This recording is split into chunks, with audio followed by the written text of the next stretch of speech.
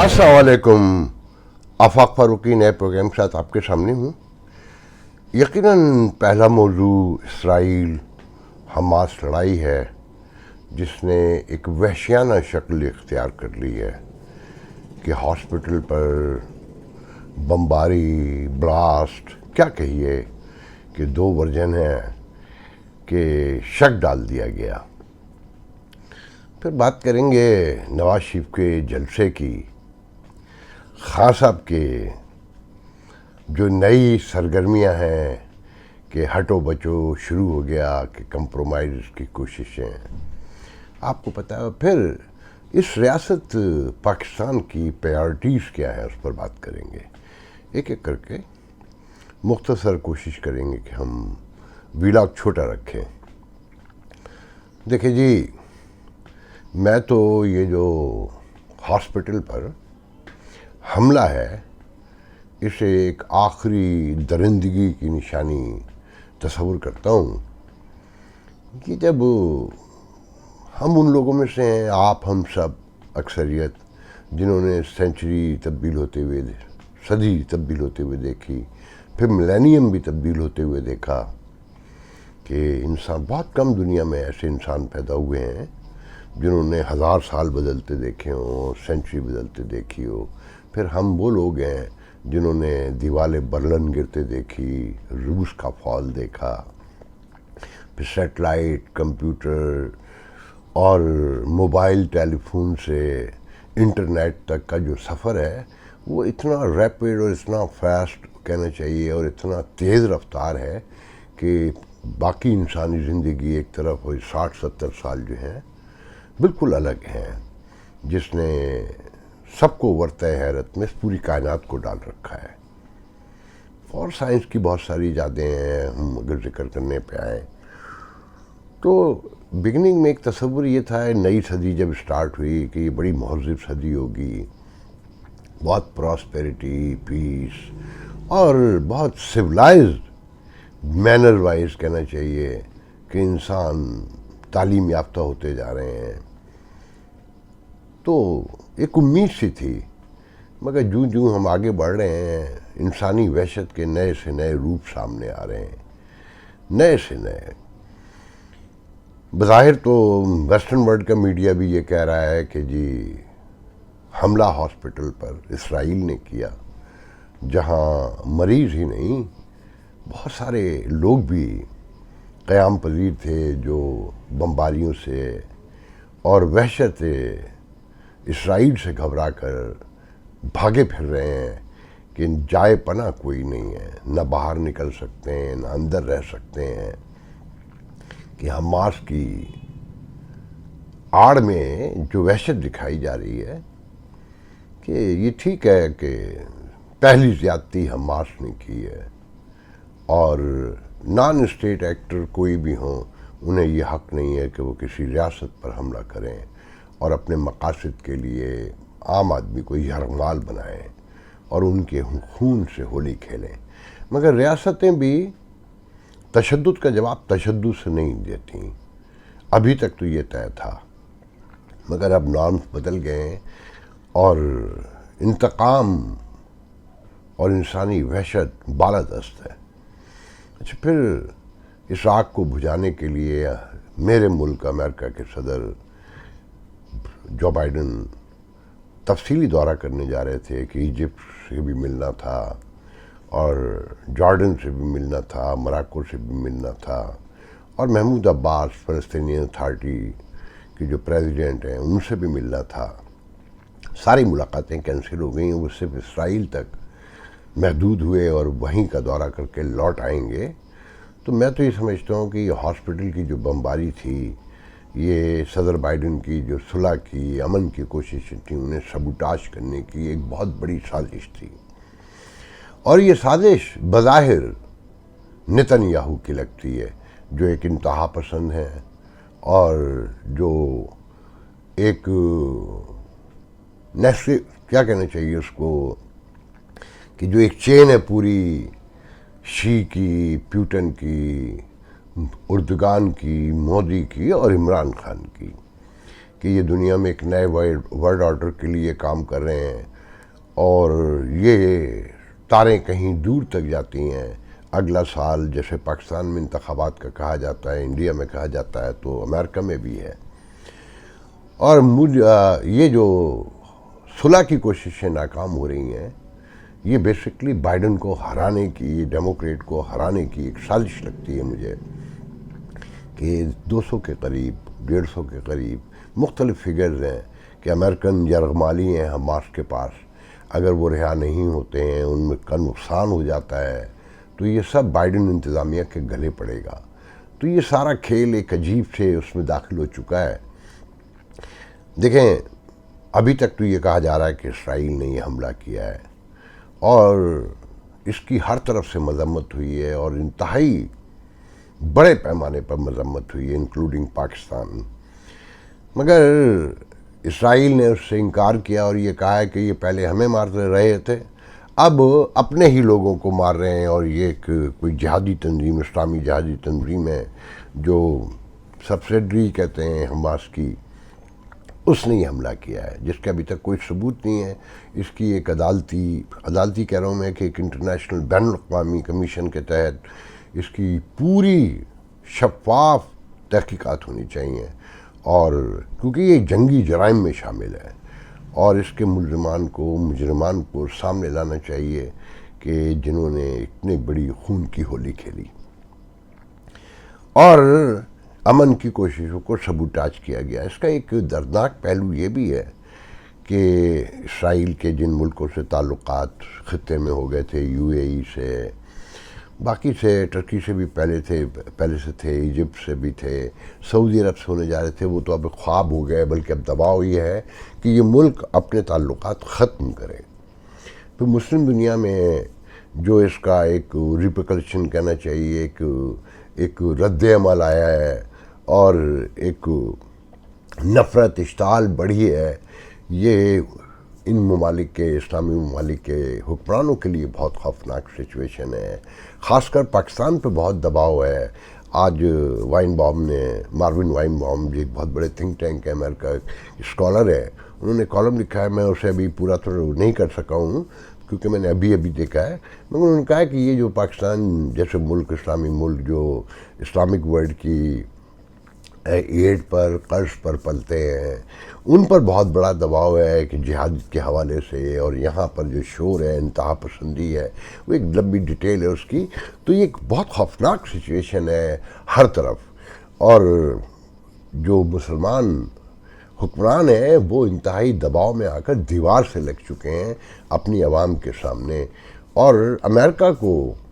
جو human rights کا دنیا میں سب سے بڑا چیمپئن ہے اور جس کے ملک کی ریاست کی اساس ہیومن رائٹس پہ کھڑی ہے، ڈیموکریسی پہ، قانون پہ، انصاف پر، اس کے لیے ایک بہت بڑا چیلنج ہے. اور یہ معاملات کہاں تک جائیں گے اس کے بارے میں ابھی کچھ کہنا قبل از وقت ہوگا، مگر دعا کی جائے کہ یہ معاملہ دبے، یہ معاملہ سلجھے اور یہ معاملہ ریزالو ہو. کہ یہ معاملہ اب ایک فلیش پوائنٹ بنتا جا رہا ہے، پہلے سے تھا، مگر یہ ایک بہت بڑی جنگ کا اشارہ کرتا ہے کہ ایران صاف کہتا ہے کہ ہم کسی وقت بھی انوالو ہو سکتے ہیں، کسی وقت بھی براہ راست حملہ کر سکتے ہیں. تو دوسری طرف ایک حیران کن واقعہ ہے کہ ایسے موقع پر ورلڈ فورم جو سی پیک فورم ہے، اس کی 10 سالہ تقریبات ہو رہی ہیں چائنا میں، جہاں پیوٹن بھی موجود ہیں، شی بھی موجود ہیں، اور بہت سارے ملکوں کے، اور ہمارے پرائم منسٹر صاحب بھی وہاں موجود ہیں. اور انہوں نے پیوٹن سے بھی ملاقات کی اور ایک بڑا عجیب سا بیان دیا ہے کہ جی چائنا اور ہمارے ریلیشن میں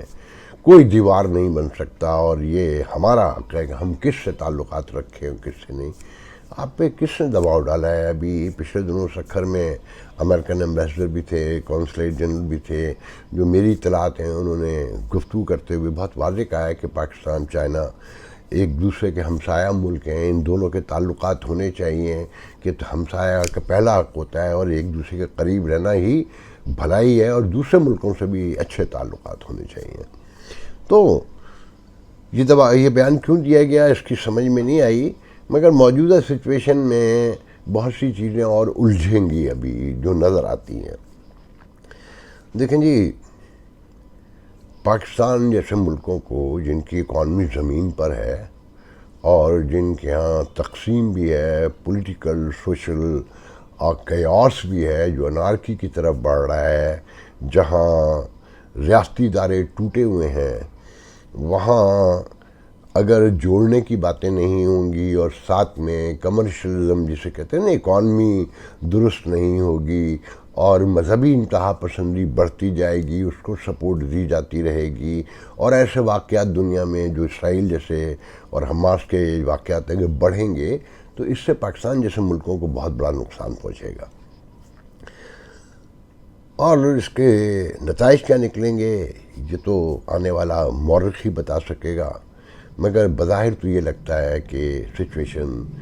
سب کے ہاتھ سے نکلتی جا رہی ہے، اور امریکہ جیسے ملکوں کو، یورپ کو یہ یقیناً میں یہ سمجھتا ہوں کہ انہیں ایک ایسا راستہ اپنانا پڑے گا جس سے دنیا امن کی جانب بڑھے۔ کسی ایک کی حمایت کرنے سے، غلط حمایت کرنے سے، دیکھیں دوست کوئی کسی کا بھی ہو سکتا ہے، اور یہ بہت میں ایسے امپورٹنس دیتا ہوں کہ امریکہ اپنے دوستوں کے ساتھ کھڑا ہوتا ہے، واضح اعلان کرتا ہے، مگر یہ بھی شعور کا تقاضا ہے کہ اگر دوست درندگی پر اتر آئیں تو انہیں لگام بھی ڈالنی چاہیے، انہیں بتانا چاہیے کہ ہم ایک مہذب دنیا کے، ایک مہذب انسانی معاشرے کا حصہ ہیں جہاں کچھ چیزیں ناقابل قبول ہیں۔ اگر یونائٹڈ نیشن بھی یہ کہتا ہو کہ یہ انسانی وحشت کا ایک آخری وہ نظر آتا ہے کہ وحشت کی آخری نشانی کے طور پہ دیکھا جا رہا ہے، اور جرمن چانسلر تو وہ کہتے ہیں کہ سکتے میں رہ گئے ہیں، دیکھ کر پریشان ہے اور پوری دنیا پریشان ہے، تو پاکستان جیسے ملکوں کو بہت پھونک پھونک کر قدم آگے بڑھانا پڑے گا، اور پھر خاص کر ایک ایسے موقع پہ کہ جب انتہا پسندی بھی ہو، بھوک بھی ہو، غربت بھی ہو اور تقسیم بھی ہو، جہاں پر حالات یہ ہیں کہ پی آئی اے کی، یہ تو سب کو پتہ ہے نا کہ کبھی دبئی میں روک لیا جاتا ہے جہاز کہ جناب پیٹرول نہیں ڈال سکتے، پیسے نہیں ہیں، کبھی ریاض جیسے شہر میں سعودی عرب میں روک لیا جاتا ہے۔ آج خبر یہ ہے کہ 24 فلائٹس جو ہیں اس لیے کینسل ہو گئیں کہ یہ گیس نہیں تھی، پیٹرول کے پیسے نہیں تھے، مگر ساتھ میں جب یہ خبر چل رہی ہو کہ ابابیل ویپن بنا لیا گیا ہے اور پاکستان سیکیور ہو گیا ہے پہلے سے زیادہ، تو ہم اسے سیکیورٹی قرار دے سکتے ہیں؟ کیا ملکوں کی سیکیورٹی سرحدوں تک ہی محدود ہوتی ہے؟ ان کے اور اندرونی تقاضے نہیں ہوتے سیکیورٹی کے؟ تو یہ بہت غور طلب باتیں ہیں، اسے بہت گہرائی سے دیکھنا اور سوچنا ہوگا اور سمجھنا ہوگا، ورنہ معاملات جس تیزی سے بکھر رہے ہیں کہیں اس سے زیادہ تیزی سے ختم کی طرف نہ جانا شروع ہو جائیں۔ لیکن جی انتخابات کا ڈول ڈالا ہوا ہے جو بظاہر ہوتے نہیں نظر آتے، جو نگرانوں کی آنیاں جانیاں ہیں، جو منصوبہ بندیاں ہیں، جو پلاننگز نظر آتی ہیں، مگر نواز شریف آ رہے ہیں، آپ دیکھ رہے ہیں کہ جی وہ 21 کو پہنچنے والے ہیں، آج ان کی حفاظتی ضمانت کی اپیل بھی دائر کر دی گئی اسلام آباد ہائی کورٹ میں۔ یہ بھی انسانی زندگی کا ایک عجیب واقعہ ہوگا، مہذب دنیا، مہذب معاشروں میں ایک حیرانی سے دیکھا جا رہا ہے کہ ایک مجرم قیدی جو ملک سے باقاعدہ اجازت دے کر بھیجا گیا علاج کے لیے، جو تاریخ میں انسانی میں کہیں دیکھنے اور سننے میں نہیں آتا، اور وہ اپنے وعدے اور اپنے دعوے اور سارے ان کو پیچھے چھوڑ کر 4 سال تک بیٹھا رہا ہو۔ ٹھیک ہے، بار بار میں ریپیٹڈلی کہتا ہوں کہ جی غلط سزا ہوئی تھی، مگر سزا تھی، وہ ابھی اس سزا سے بری نہیں ہوئے، وہ واپس آ رہے ہیں، وہ سرنڈر کرنے کے بجائے پہلے جلسہ کریں گے، وہ جلسہ جس کے لیے لوگ جمع کرنا مشکل سے مشکل ہوتا جا رہا ہے، نئے نئے ہتھ کنڈے آزمائے جا رہے ہیں، اور بریانی کی پلیٹ سے بات 125 موٹر سائیکل تک پہنچی، اور اب اس سے بھی بہت آگے نکل گئی ہے کہ کسی صورت سے جلسہ گاہ بڑھ جائے۔ تو میں آپ کو ایک چھوٹا سا کلپ دکھانا چاہتا ہوں جو انجوائمنٹ بھی ہے اور باعث عبرت بھی ہے، اور اس ملک کے حالات پر ایک خوفناک طنز۔ پارٹی پہ بہت مشکل وقت آ گیا تھا، تو کچھ لوگ پھر ایسے اکٹھے ہو گئے جیسے اکٹھے ہوئے، تو میں نے انہیں کہا, میں وہ ساری تفصیل میں نہیں جانا چاہتا, میں نے کہا جی اللہ تعالیٰ نے فرشتوں کو حکم دیا کہ یہاں جتنے لوگ اکٹھے ہیں, وہ نواز شریف کے ساتھ میٹنگ تھی لاہور میں, جب وہ نواز شریف صاحب بڑے مشکل میں تھے, تو میں نے کہا جی اللہ تعالیٰ نے فرشتوں کو کہا ہے کہ جو جو یہاں پر یہ بیٹھے ہیں ان سب کے نام لکھ دو, یہ بغیر حساب کے جنت میں جائیں گے. اب جتنے آپ آگے ہیں وہ تو جنت میں جائیں گے, لیکن میں جنت کا وہ یہ دیتے ہیں نا آل رسول, یہ دیتے ہیں نا سرٹیفکیٹ کی یہ جنتی ہے, تو میں آپ کو سرٹیفکیٹ دیتا ہوں کہ جو یہاں آ گئے ہیں وہ تو جائیں گے ہی, جو لاہور جائیں گے کس مارچ کو وہ بھی انشاءاللہ سیدھے جنت میں جائیں گے. کہ بات جنت جانے تک ہو گئی ہے کہ آپ لاہور کے جلسے میں شامل ہوں گے تو آپ کو جنت کا ٹکٹ پکا ہے. تو اب آپ دیکھ لیں کہ آپ نے جانا ہے نہیں جانا ہے. بریانی پلیٹ تو ہے ہی ہے, موٹر سائیکل کے دعوے بھی ہیں. اب ساتھ میں مریم نواز نے ایک آج نئی ترین بات کی ہے جس پہ میں ان کے ویژن پر, آپ لوگوں کو یاد ہوگا میں بہت پہلے سے کہتا ہوں کہ وہ پرائم منسٹر کا میٹیریل نہیں ہے, کسی طور پہ بھی نہیں ہے. کہ ان کا ویژن ابھی میں آپ کو 4 لائنوں میں بیان کر دیتا ہوں. کہتی ہیں کہ اس ملک کی اکانومی درست کرنے کے لیے ضروری ہے کہ 3 سال کے لیے سرمایہ کاری ایسے عام کر دی جائے کہ کسی سے یہ نہ پوچھا جائے کہ یہ پیسے کہاں سے آئے, کیوں آئے, کہاں سے لائے گئے اور کہاں رکھے ہوئے تھے. کہ 24% سود پر اس ملک میں کون سرمایہ کاری کرے گا. یہ بات تو بالکل درست ہے کہ 24% سود شرح ہو تو قرض لے کر کون لگائے گا اور کون واپس کرے گا اور کیسے کرے گا. یہ تو پھر وہی لوگ لے سکتے ہیں جو قرض لیتے ہیں اور معاف کروا لیتے ہیں, جس میں یہ خود سب شامل ہیں. مگر یہ 3 سال کے لیے یہ جو آزادانہ ایک پالیسی بتائی جا رہی ہے کہ جناب جہاں سے چاہو لاؤ, مطلب ڈرگ کا پیسہ بھی لے آؤ, اسلحے کی اسمگلنگ کا پیسہ بھی لے آؤ, لوٹا ہوا پیسہ بھی لے آؤ, ڈکیتی مارا ہوا پیسہ بھی لے آؤ, دہشت گردی کے لیے اگر دوسرے ملکوں سے جو پیسہ آیا ہے وہ بھی لے آؤ,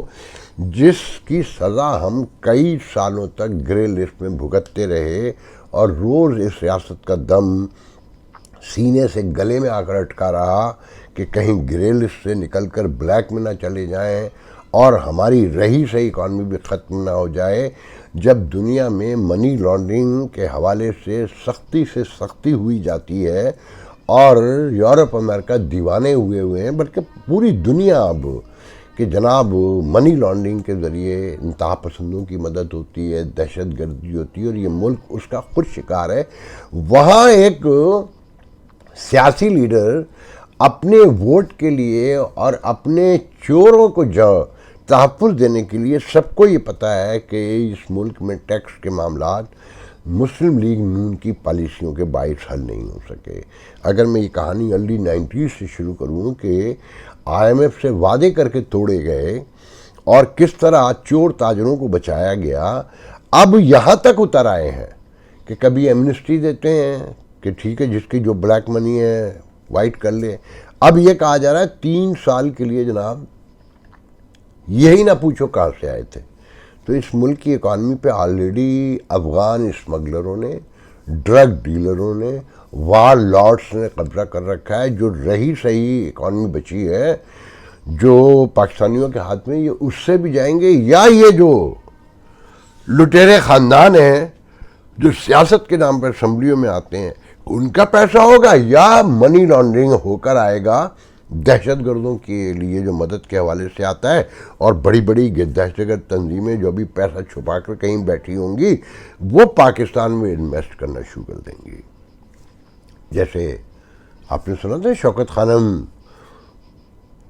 مختلف جگہوں پہ پیسے لگایا کرتا تھا, جوئے کھیلا کرتا تھا, سٹے کھیلا کرتا تھا کہ ڈبل کرنے کے چکر میں. تو اسی طرح باقی تنظیمیں آ جائیں گی. یہ ان کا ویژن ہے, یہ ان کا نیا بیانیہ ہے. اس سے اندازہ لگائیے کہ یہ معاملات کہاں جا کر رکیں گے, اس ملک میں ہو کیا رہا ہے. بہرحال آنے والے دنوں میں پتہ چلے گا. اب تو لوگ یہ بھی کہہ رہے ہیں نا کہ جی عمران خان ہی مائنس نہیں ہوگا, نواز شریف بھی مائنس ہوں گے, اور وہ کس شکل میں ہوں گے کہ فوری طور پہ انتخابات نہیں ہوتے اور دیکھیں ریاست کو سمجھداری کا ثبوت یہ دینا چاہیے کہ کسی کو مائنس کرنے کی ضرورت نہیں ہے. یہ سب مائنس ہو چکے ہیں. عوام کی نگاہ میں آلریڈی مائنس ہے. انہیں کھلی چھوٹ دے مگر جن کے ذمہ قانون کے کچھ تقاضے ہیں وہ پورے کیے جائیں. جیسے خان صاحب لاکھ کوشش کریں. میں نے بہت پہلے ایک بار بتایا تھا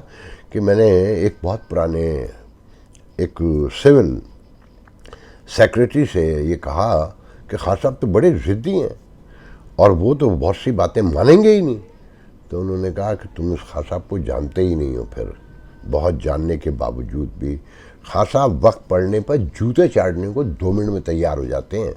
وہ جو ان کے ٹرولر مجھے سوری معافی کے ساتھ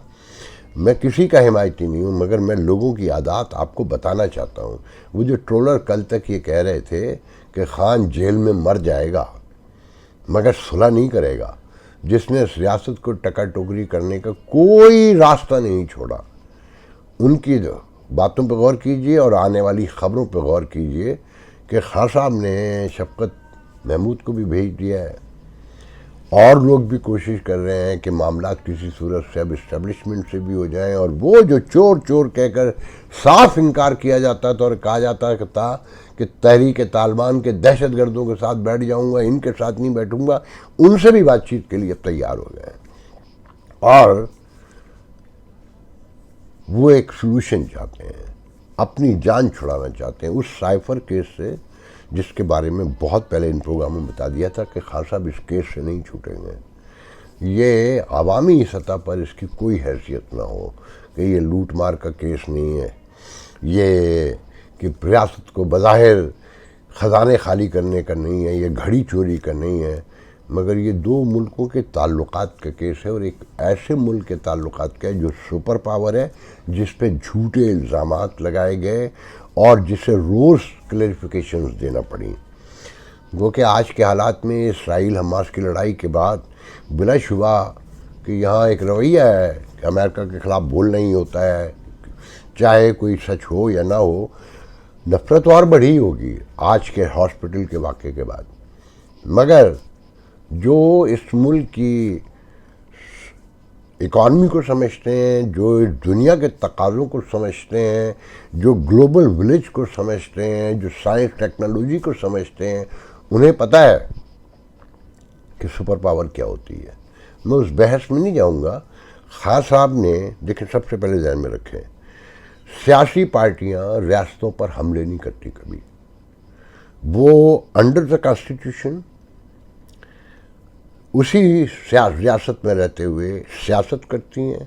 اقتدار کی کوشش کرتی ہیں، مگر سیاسی، سماجی، معاشی اور قومی سلامتی کے تمام تقاضوں کے عین مطابق. خان صاحب کی پارٹی نے سب کو پتہ ہے کہ پلاننگ کر کے ریاست کے دفاعی ادارے کے مراکز پر حملے کیے ہیں. اس کے ٹھوس شواہد موجود ہیں، اور اگر ہم غلط ہیں تو کورٹ آف لا میں یہ پروف کیا جائے اور خان صاحب سے صلح کرنے کی بجائے